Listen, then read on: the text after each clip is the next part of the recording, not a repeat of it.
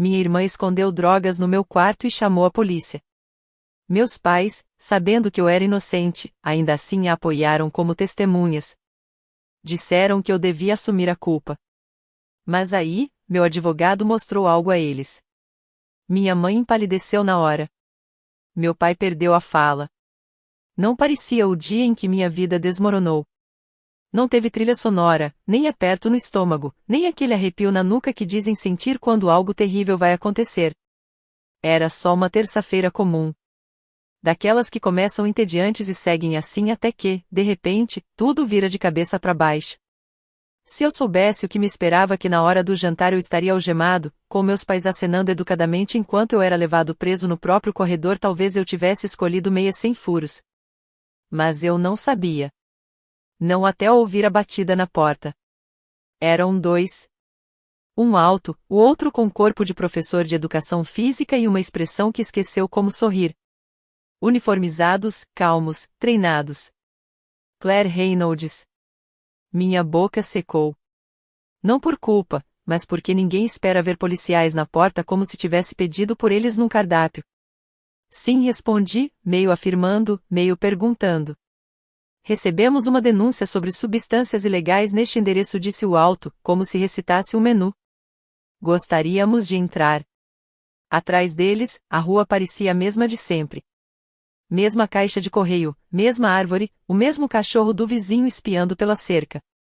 Mas tudo estava torto. Ah, tudo bem, falei, recuando um passo. Nem pensei em recusar. Eu não tinha culpa. E, naquele momento, achei que fosse algo com minha irmã. Fui atrás deles pelo corredor, ainda tentando entender o que tinham dito. Substâncias ilegais? Jessie finalmente foi longe demais? Então vi minha mãe. Estava na sala, serena, com uma xícara de chá nas mãos, como se esperasse convidados, não policiais. Ah, oficiais, disse ela, pousando a xícara no chão com um leve tilintar. O quarto da Claire é a terceira porta à esquerda. Pesquei, confuso. O quê? Por que o meu quarto? Ninguém respondeu. Meu pai estava por perto. Não parecia surpreso. Nem olhou na minha direção. Os policiais não hesitaram. Foram direto para o meu quarto como se já soubessem o caminho. Jessie estava no topo da escada, encostada no corrimão.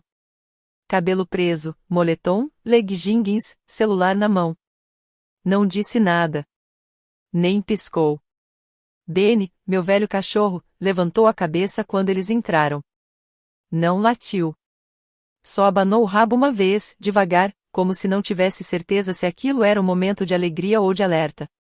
O policial mais alto analisou o quarto. O outro foi direto até minha cômoda. Sem pensar duas vezes, puxou a gaveta de baixo. E lá estava. Um saco Ziploc lacrado, cheio de comprimidos. Eu ri uma risada curta, atordoada. Porque, sinceramente, o que mais se faz quando a realidade sai dos trilhos? Isso não é meu, eu disse. Nenhum dos policiais reagiu. Era uma frase que já tinham escutado muitas vezes. Virei depressa. Meus pais ainda estavam no corredor. As mãos da minha mãe estavam entrelaçadas, como se ela estivesse rezando. Meu pai continuava evitando meu olhar. Digam a eles, falei mais alto agora. Vocês sabem que isso não é meu. Um dos policiais se virou para eles. Disseram que a viram com essa bolsa? Minha mãe assentiu. Suave. Quase hesitante demais. Sim, não sabíamos o que era. Mas ela estava, distante. Distante, ela repetiu, como se isso fosse suficiente. Achamos que era estresse, meu pai completou. A escola, sabe? Mas ela tem passado muito tempo sozinha. Andando estranha. Era como assistir a vida de outra pessoa desmoronar, só que era minha. Meu quarto. Minha gaveta. Meu nome. Vocês não podem estar falando sério, murmurei. Foi a Jessie, ela que... Claire, minha mãe, me cortou em voz baixa. Não torne isso ainda pior. Eles me algemaram ali mesmo, no corredor. Benny, meu velho cachorro, se levantou, confuso, e soltou um choramingo. Um dos policiais mandou que ele se afastasse. Jessie continuou parada no topo da escada. Não se mexeu. Só me olhava. Os olhos dela me acompanharam até a porta da frente. Sem um sorriso. Sem culpa. Sem nada. Como se eu já estivesse fora dali há muito tempo. Eu não chorei. Não naquele momento. As algemas estavam apertadas demais. O ar parecia diferente. Minha pele parecia errada. Como se eu tivesse deixado tudo para trás naquele corredor junto da vida que achei que tinha. O banco traseiro da viatura era desconfortável. A janela, manchada. Conforme o carro se afastava, vi minha casa encolhendo no retrovisor. Não parecia uma cena de crime. Parecia um lar. E isso tornava tudo ainda pior. Jessie plantou as drogas. Meus pais ficaram do lado dela. E eu fui com eles até a porta como se fosse a vergonha da família e eles finalmente tivessem se livrado de mim. O que, pensando bem, talvez eu fosse. Sempre houve uma criança adorada naquela casa. E não era eu. Jessie nasceu 3 anos antes de mim. E, de alguma forma quase mágica, talvez genética, ela era tudo o que eles sempre quiseram: inteligente, segura, fotogênica. Uma daquelas crianças que nunca tem o cabelo fora do lugar nem o quarto bagunçado. Quando Jessie chorava em público, ganhava doces. Quando eu chorava, diziam para eu parar de fazer escândalo. Não acho que meus pais tenham querido me fazer sentir invisível. Mas fizeram. Várias vezes. De maneiras tão sutis e constantes que levei anos para entender que não era coisa da minha cabeça. Quando Jessie levou para casa uma tigela de barro torta da aula de arte, eles limparam uma prateleira na sala de estar só para exibir. Quando eu passei 3 dias pintando um quadro para a feira da escola, foi parar numa gaveta junto com cupons vencidos. Quando Jessie tinha um recital de piano, eles alugavam cadeiras e serviam chá gelado para os vizinhos. Quando eu fui escalada para uma peça, eles nem apareceram. Disseram que acharam que era só um ensaio. Eles não eram cruéis. Só seletivos com a atenção. Como se eu só existisse nos intervalos, nos silêncios entre o orgulho que sentiam dela e a performance dela no palco. Eu era tipo um figurante com um bom timing e passos silenciosos. Achava que, se me comportasse direitinho, tirasse boas notas, arrumasse a cama e evitasse confusão, meus pais finalmente iam me notar. Mas tudo o que consegui foi ficar ainda mais fácil de ignorar. Quando Jessie fez 14 anos, ela implorou por um cachorro. Fez gráficos, escreveu promessas, usou termos como apoio emocional e a responsabilidade e informação. E, claro, meus pais cederam. Foi assim que o Benny entrou na nossa vida. Um vira-lata magrelo, de olhos assustados, que parecia um terrier mal montado a partir de uma lembrança falha. Jessie o adorou, por 3 semanas. Depois enjoou. Disse que ele cheirava mal, que fazia muito barulho, que arranhava o chão.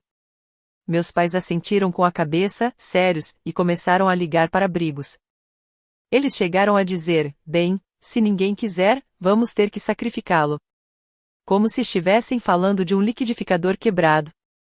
Eu tinha 11 anos. Disse que cuidaria dele, levaria para passear, treinaria. Eles não acreditaram, mas também não queriam mais lidar com aquilo. Então disseram que tudo bem. Mas ele é sua responsabilidade, minha mãe avisou. Só que ele não era uma responsabilidade. Benny foi a primeira coisa naquela casa que me escolheu, e não a Jessie. Ele dormia encolhido nas minhas pernas. Latia quando alguém gritava. Me seguia pela casa toda, abanando o rabo como se eu fosse o mundo dele. E sim, talvez eu tenha me apegado demais. Talvez tenha conversado mais com ele do que com gente. Mas Benny ouvia. E às vezes, isso era tudo que eu precisava. Meu avô foi o único adulto que realmente me enxergava. Morava a uns 10 quarteirões, numa casa amarela que cheirava a torrada e madeira antiga. Quando as coisas ficavam ruins em casa, o que era frequente, eu pegava a guia do Benny e dizia que ia dar uma volta. A gente acabava na casa do vovô, fingindo que pertencia a algum lugar. Ele não era como meus pais. Não me interrompia, não tentava consertar nada. Só fazia um sanduíche de queijo quente e assentia enquanto eu falava sobre a escola, sobre livros, ou sobre como Jessie tinha gritado comigo por usar o shampoo dela. Às vezes eu ficava na varanda dele até os postes acenderem. Às vezes eu não queria ir embora nunca mais. Hoje ele está com mais de 90 anos. Ainda está lúcido. Ainda me liga todo domingo às 10 da manhã. Ainda age como se eu fosse alguém que vale a pena acompanhar. Quando Jessie foi para a faculdade, a casa ficou mais silenciosa. Não era paz, era vazio. Meus pais passaram a mandar mensagens para ela o tempo todo, como se um pedaço da casa tivesse sumido. Um ano depois, ela voltou. Sem aviso, sem explicação. Só disse que a faculdade era tóxica. E isso foi tudo. Passou a trancar a porta do quarto. Tomava banhos longos. Começou a receber amigos em horários estranhos. Rapazes que eu nunca tinha visto. Um deles usava óculos escuros dentro de casa. Outra vez, um me chamou de a irmãzinha e piscou e aquilo me deu uma vontade absurda de botar fogo na casa. Notei o cheiro que saía debaixo da porta dela. As ligações longas demais. O jeito como ela encolhia os ombros quando alguém batia com força demais na porta. Mas eu não perguntei. Na nossa casa, fazer perguntas era visto como exagero. Achei que estivesse imaginando. O jeito como ela ficava perto demais, como parava na porta do meu quarto, como demorava um segundo a mais olhando para mim. Mas me convenci de que era paranoia. Que eu estava projetando coisas. E mesmo que tivesse dito algo, ninguém teria me escutado. Na noite seguinte, me colocaram em uma cela com paredes de bloco de concreto e um banco largo o suficiente para sentar, mas não para deitar. Ninguém disse nada. Sem prazo, sem acusação formal, só o ar frio e as luzes fluorescentes zumbindo, como se estivessem rindo de mim. Eu não chorava. Nem conseguia pensar. Meu cérebro parecia drenado, preenchido só por ruído branco. Imaginei o Benny deitado perto da janela, com as orelhas em pé cada vez que um carro passava. Ele não comeria. Não até me ver. Ele era assim. Leal até demais. E eu não estava lá. Pensei nos meus pais dizendo: não podemos ficar com ele agora. Não nessas circunstâncias. Como se Benny fosse parte da evidência. Como se ele também tivesse sido contaminado. Pensei no vovô. Será que ele recebeu a ligação? Será que a voz dele falhou quando disseram meu nome? Talvez ele acreditasse em mim. Talvez não. De todo jeito, imaginei o silêncio que deve ter seguido. Aquele tipo de silêncio que se instala entre pessoas que não sabem mais o que dizer. Olhei para minhas mãos. Meus pulsos ainda marcados pelas linhas vermelhas das algemas. Eu não tinha falado com ninguém desde que os policiais me levaram. Ninguém me perguntou se eu estava bem. Acho que ninguém se importou. E, para ser honesta, eu nem os culpo. Talvez eu fosse mesmo invisível. E talvez isso tenha feito de mim a pessoa perfeita para desaparecer. A gente cresce achando que, se for quieto e comportado, eles vão perceber você. Que vão mudar de ideia. Mas eles não mudam. Eles só ficam melhores em fingir que você não importa. Me levaram para a sala de visitas como se eu fosse uma figurante num drama jurídico. Luzes brancas, parede de concreto, uma mesa que provavelmente já escutou mais mentiras do que verdades. Um guarda encostado no fundo, fingindo não prestar atenção. Meus pais já estavam sentados quando entrei. Pareciam um casal esperando ser chamado para o brunch, calmos, educados, talvez só um pouco incomodados pelo atraso. Minha mãe sorriu de leve. Meu pai fez aquele aceno sutil, meio preguiçoso, que ele sempre usava quando não queria conversar, mas se sentia obrigado a reconhecer a presença de alguém. Eu me sentei. Ninguém disse nada no início. Então minha mãe quebrou o silêncio. Estão te tratando bem? O tom dela era polido, quase gentil, como se estivesse perguntando se o Airbnb tinha toalhas limpas. Me deram um sanduíche, eu disse. Ela sorriu outra vez, como se isso respondesse alguma coisa. Meu pai se ajeitou na cadeira. Enviamos alguns itens de higiene. Devem te entregar em breve. Eu não respondi. Estava ocupado demais observando o jeito como eles evitavam olhar nos meus olhos. Não era culpa. Nem medo. Era gestão. Eles pareciam estar tentando conter uma situação, como se ainda acreditassem que dava para consertar tudo. Eu finalmente disse. Sabe, não fui eu. Falei baixo. Sem emoção. Plano. Nenhum dos dois reagiu. Minha mãe expirou fundo, como se estivesse se preparando para seguir um script. Claire, precisamos nos concentrar no que acontece agora. Não podemos mudar o que já passou. Essa é uma forma de não precisar dizer em voz alta, murmurei. Meu pai se inclinou para a frente. Ninguém está dizendo que foi intencional. Virei a cabeça devagar na direção dele. Você quer dizer as drogas que a Jessie colocou na minha gaveta? Esse tipo de não intencional? Minha mãe estremeceu levemente. Claire, agora não é hora para invenções. Invenções? Repeti, incrédula. Como se eu tivesse vindo parar aqui contando histórias de ficção. Você vai mesmo deixar isso acontecer? Perguntei. Vai simplesmente ficar aí sentado e deixar que façam isso comigo? Você é jovem, disse meu pai, com aquele tom calmo e insuportável. Isso não vai te seguir para sempre. Minha mãe assentiu, serena. É melhor manter as coisas sob controle. Se piorarmos a situação, Claire, pode acabar sendo pior para todos nós. E lá estava. A palavra que eles evitavam, mas que guiava tudo, todos nós. Não o Jesse. Não a verdade. Mas a aparência. A unidade. A família. Fiquei em silêncio. Só observei enquanto eles falavam daquilo como se fosse algo abstrato, como se o ar ao redor não estivesse carregado da verdade que ninguém queria dizer em voz alta. Eles me olharam como se esperassem que eu fizesse, pela primeira vez, algo útil, desaparecer em silêncio. Então fiz a única pergunta que realmente importava. O que vocês vão fazer com o Benny? Eles se entreolharam, pegos de surpresa. Meu pai foi o primeiro a responder. Ele está bem. Depois de uma pausa, completou. Mas ele já está velho. E você não vai voltar para casa tão cedo. O tom da minha mãe amoleceu demais. Como se tentasse suavizar um golpe que sabia que eu não tinha como suportar. Não é justo deixá-lo esperando. Ele não entende o que está acontecendo. Você não vai se livrar dele, respondi. A voz baixa, firme. Como uma constatação, não um pedido. Ela me olhou com aquele olhar suave e cheio de pena. Aquele que eu odiava ainda mais do que quando ela estava brava. Faremos o que for melhor. Me encostei na cadeira. Não disse mais nada. Porque, no fundo, qual era o sentido? Eles não estavam ali para saber de mim.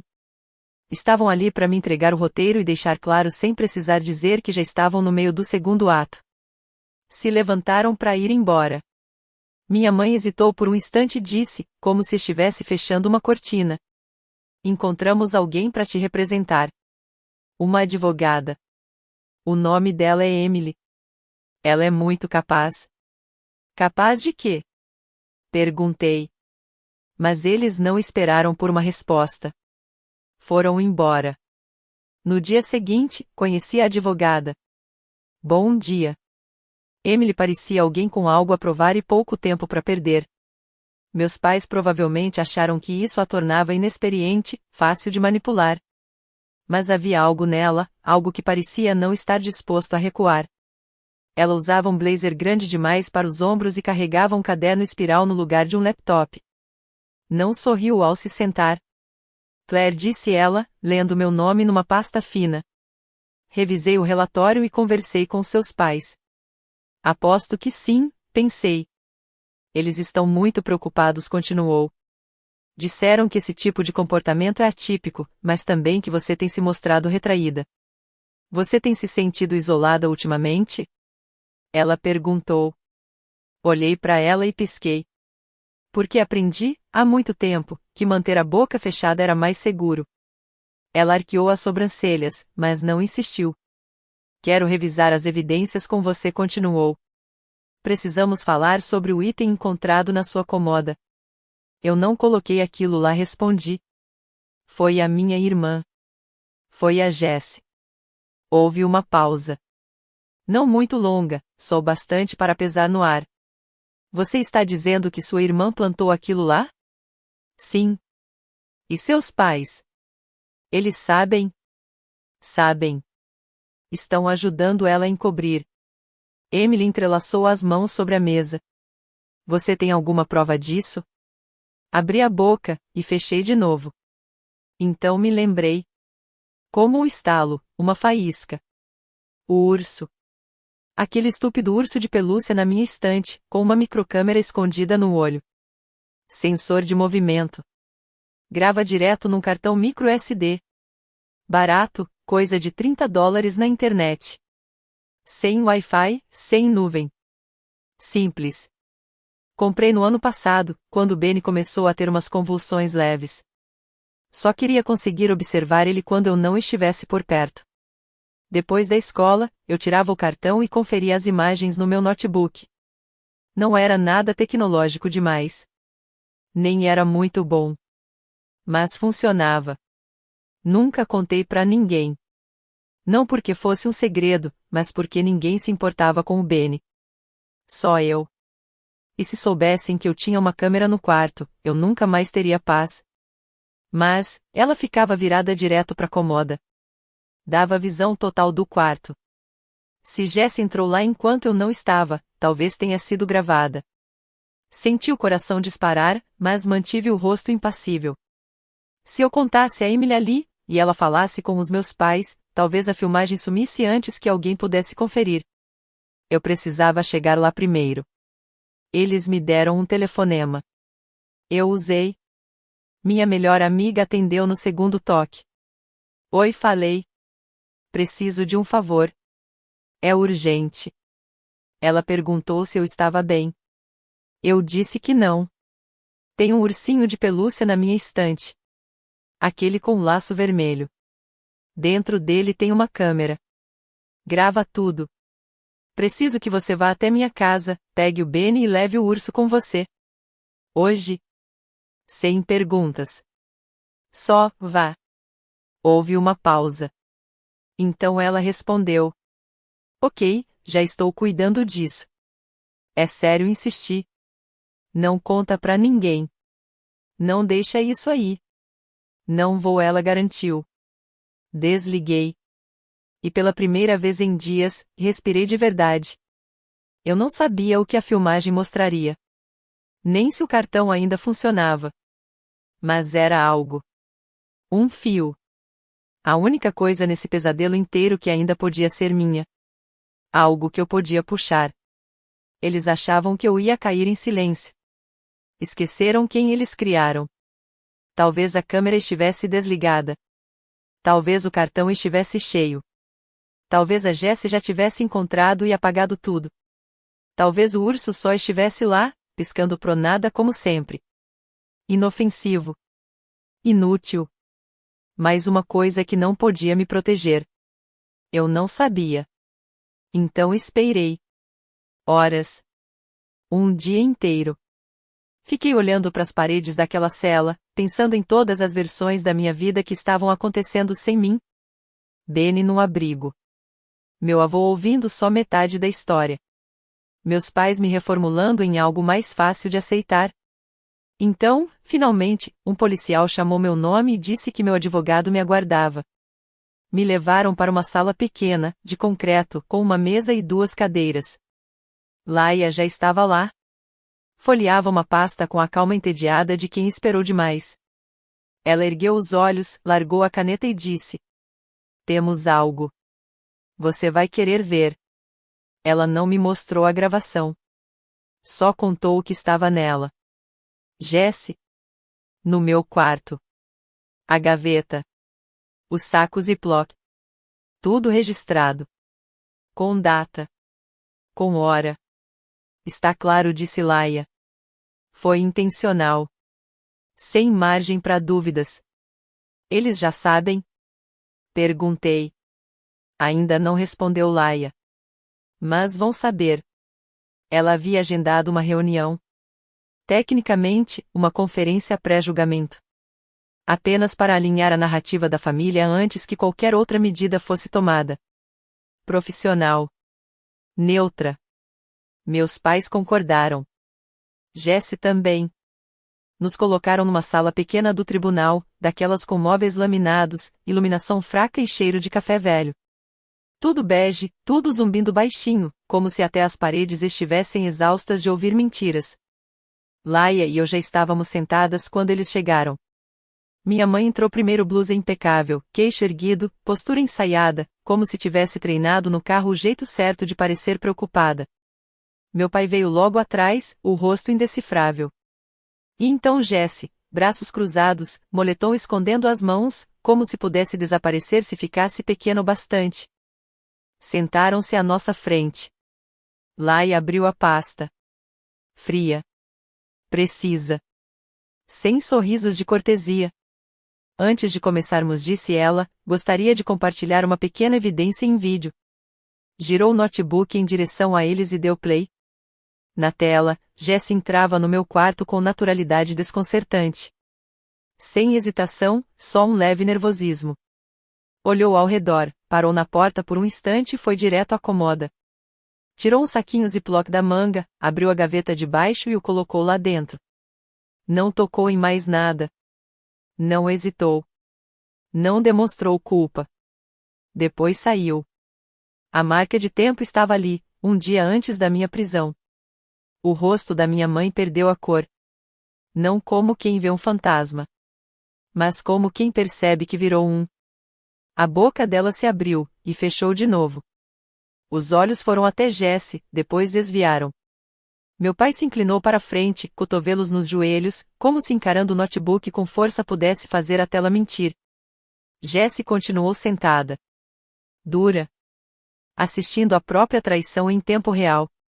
Ela não disse nada, até o vídeo terminar. Então, como se o cérebro tivesse escorregado pela boca, murmurou. Não era para ser nada. Ela nem devia ter sido presa.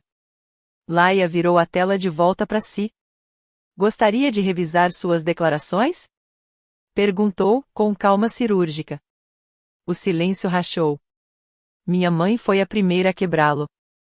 Estávamos tentando proteger a família, disse, com a voz embargada. Você não entende. Entendo sim, respondi. Sempre entendi. Esse é o problema. Jesse se virou para mim, com raiva nos olhos. Você não entende. Você nunca entendeu. Você sempre tornou tudo mais difícil. Vive agindo como vítima antes mesmo de qualquer coisa acontecer. Eu não queria que isso chegasse tão longe. Então me incriminar era o quê? Plano B? Ela hesitou. Os olhos brilhando. Você nunca entenderia. Você sempre acha que é melhor que a gente. Eu não acho que sou melhor. Eu só acho que mereci algo melhor que isso. Meu pai finalmente falou. A voz baixa, vazia. Isso não está ajudando. Ele não disse quem não estava ajudando. Não pediu desculpas. Não defendeu ninguém. Não disse mais nada. Laia, tranquila, fechou o notebook e o guardou de volta na bolsa. Vou enviar a gravação para o promotor ainda hoje, disse.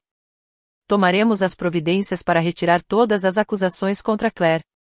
Também apresentaremos um relatório completo sobre as declarações falsas prestadas anteriormente pela família. Minha mãe prendeu a respiração como se tivesse levado um soco no estômago, mas não quis admitir. Jesse pareceu que ia dizer alguma coisa, mas engoliu as palavras. Eu fiquei ali, parada. Firme. Pela primeira vez, foram eles que tiveram que encarar o silêncio enquanto eu assistia ao desmoronamento. Ninguém se despediu. Apenas se levantaram e foram embora. Primeiro Jesse, depois meu pai. Minha mãe hesitou na porta, olhou para mim como se fosse dizer algo importante, mas não disse. Só virou as costas e saiu. Eles me olharam como se eu fosse a traidora, murmurei para Laia enquanto juntávamos nossas coisas. Ela me lançou um olhar firme. Eles sabem exatamente o que fizeram. E é isso que torna tudo pior. Não dissemos mais nada. Eles acharam que eu levaria a culpa pela família. Acontece que eu era a única que sabia onde o chão cedia. O rabo de Benny batia no chão enquanto ele se ajeitava debaixo da minha cadeira. A cabeça dele encostava levemente no meu pé. Estava mais velho, mais devagar do que há um mês, mas estava seguro, limpo, alimentado. Ainda era meu. Eu estava na casa do vovô aquela amarela, com os degraus tortos na entrada e a geladeira que fazia barulho demais.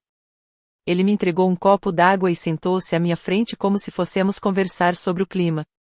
Mas ele não perguntou como eu estava. Não precisava. Em vez disso, disse. Eu contei para eles, sabia? Que estava pensando em deixar tudo para você. Pesquei. Você o quê? Ele deu de ombros, como quem não vê nada demais. Algumas semanas antes de te prenderem. Achei que eles iam acabar descobrindo, então preferi que viesse de mim. Você é a única nessa família que aparece quando não tem nada para ganhar. Fiquei em silêncio por um momento. Você nunca me contou. Achei que você não precisava saber, respondeu. Pelo jeito, achei errado. Ele se inclinou para a frente. 3 semanas depois disso, sua mãe me ligou. Disse que você tinha sido presa. Tráfico de drogas. E sugeriu que eu repensasse meu testamento. Seu pai disse a mesma coisa. Disseram que estavam tentando proteger o legado da família. Quase deixei o copo cair. Apertei o vidro com força. E você acreditou neles? Ele me encarou. Não. Mas também não discuti. Liguei para um advogado. Se levantou, abriu uma gaveta e voltou com uma pasta de papel pardo com uma etiqueta grossa. Não alterei o testamento, disse. Me livrei dele. Agora é um fundo. Vivo, irrevogável, já assinado e arquivado. Você vai ouvir do advogado na semana que vem. Fiquei sem palavras. Quer dizer que, já é meu? Ele sorriu. É seu. Ninguém pode tocar nisso. Eles não podem reescrever essa parte. Debaixo da mesa, Ben encostou o focinho na minha perna, como se soubesse. Como se estivesse esperando por isso tanto quanto eu. Eles tentaram me apagar para proteger o futuro deles. Acontece que eu já tinha um futuro sem eles. A sentença saiu 3 semanas depois. Jessie se declarou culpada de 2 crimes graves, posse com intenção de distribuir e conspiração para denúncia falsa. Aceitou um acordo, 3 anos em uma prisão estadual. 2, no mínimo, antes de poder pedir liberdade condicional. Está cumprindo pena em uma unidade feminina no interior do estado. Ela desabou durante o interrogatório. Disse que não foi ideia dela. Que era pela herança. Que meus pais garantiram que eu ficaria bem. Que conseguiria liberdade condicional logo. Ela chorou no tribunal. Não adiantou. Meus pais foram condenados por obstrução da justiça, denúncia falsa e conspiração para cometer perjúrio. Sem acordo. 18 meses cada um na prisão do condado, seguidos de 2 anos de liberdade condicional supervisionada. Mas o que perderam foi mais que tempo. Perderam amigos. Perderam reputação. Perderam um ao outro. Pararam de se falar, foi o que o advogado me disse. No fim das contas, não foi a verdade que os destruiu. Foi terem se voltado um contra o outro. Eu ainda vivo com um eco de tudo isso. Ainda penso no que poderia ter acontecido se eu não tivesse me lembrado do urso. Se eu não tivesse feito aquela ligação. Se eu tivesse ficado em silêncio do jeito que eles esperavam. Eles quase tiraram tudo de mim.